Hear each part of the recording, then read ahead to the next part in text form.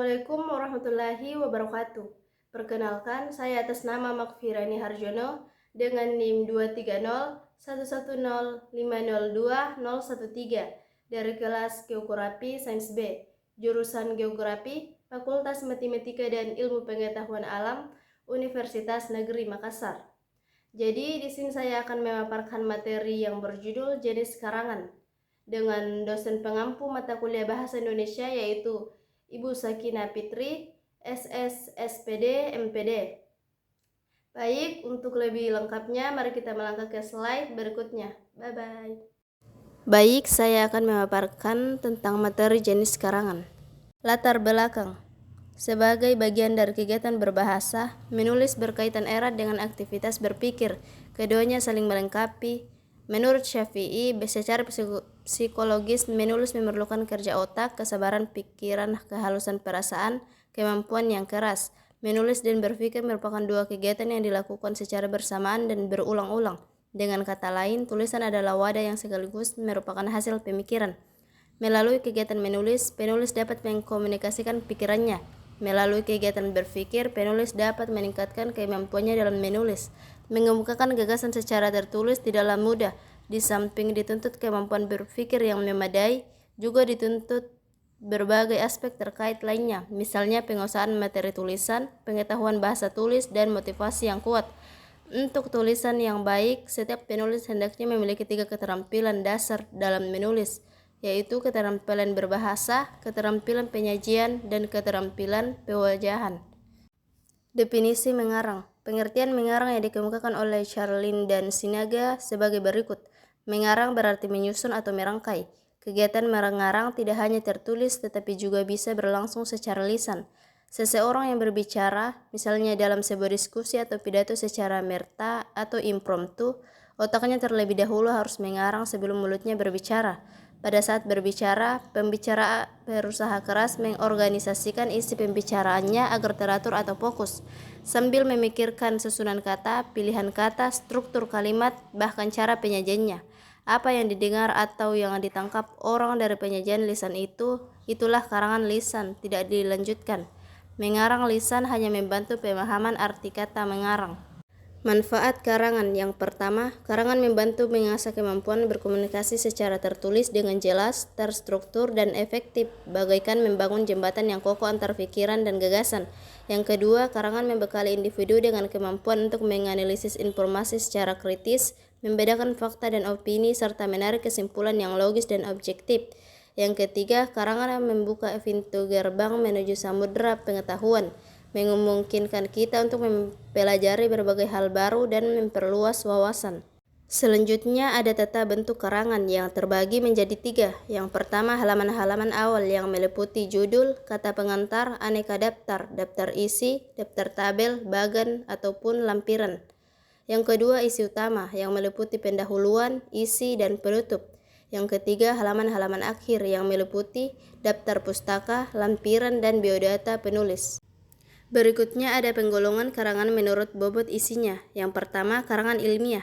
Karangan ilmiah adalah tulisan yang berisi argumentasi, penalaran keilmuan yang dikomunikasikan lewat bahasa tulis yang formal dengan sistematis, metodis, dan sintetis analitis.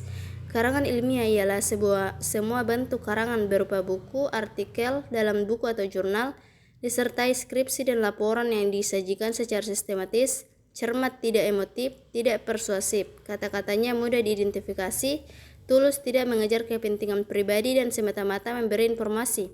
Karangan ilmiah memiliki 3 ciri sebagai berikut. Yang pertama, karangan ilmiah merupakan pembahasan suatu hasil penelitian. Kedua, tulisan ilmiah bersifat metodis dan sistematis. Ketiga, tulisan ilmiah menggunakan laras ilmiah. Jenis-jenis karangan ilmiah berupa makalah, paper, laporan penelitian lapangan, buku pelajaran, modul, diktat, skripsi, tesis, serta disertasi. Yang kedua, karangan ilmiah populer. Bahasa dalam karangan ilmiah menggunakan bahasa yang khusus untuk bidang ilmu tertentu. Sedangkan dalam karangan ilmiah populer, bahasa yang terlalu teknis tersebut terkadang dihindari. Sebagai gantinya, digunakan istilah umum. Selain itu, sistematika penulisan dalam karya ilmiah populer tidak terikat pada konvensi penulisan dengan kodifikasi secara ketat dan sistematis.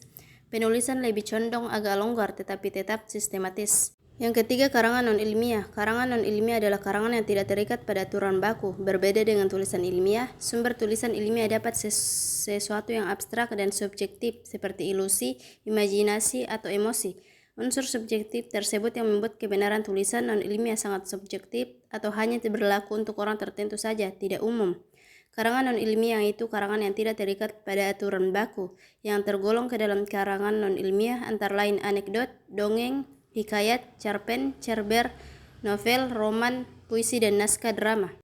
Berikutnya penggolongan karangan menurut cara penyajian dan tujuan penyampaiannya. 1. Narasi. Karangan narasi adalah karangan yang menceritakan suatu peristiwa atau kejadian dengan tujuan agar pembaca seolah-olah mengalami kejadian yang diceritakan itu.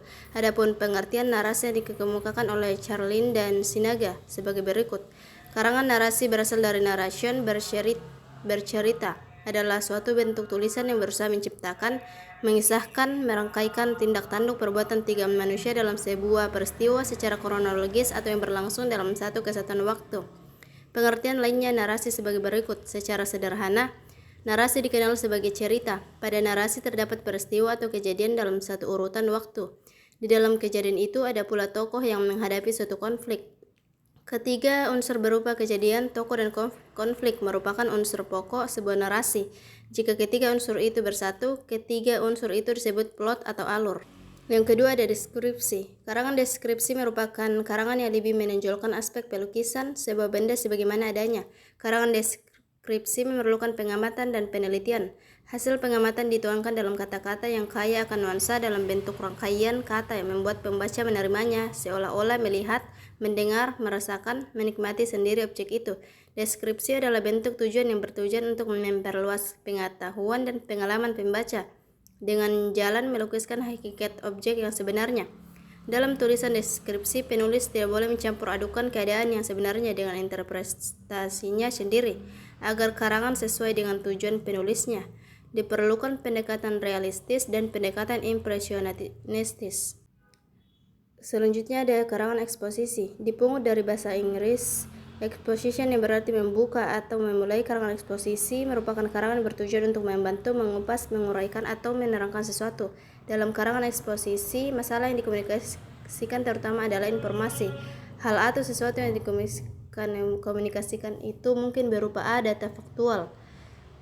Karangan eksposisi adalah karangan yang memaparkan atau menerangkan suatu hal atau objek.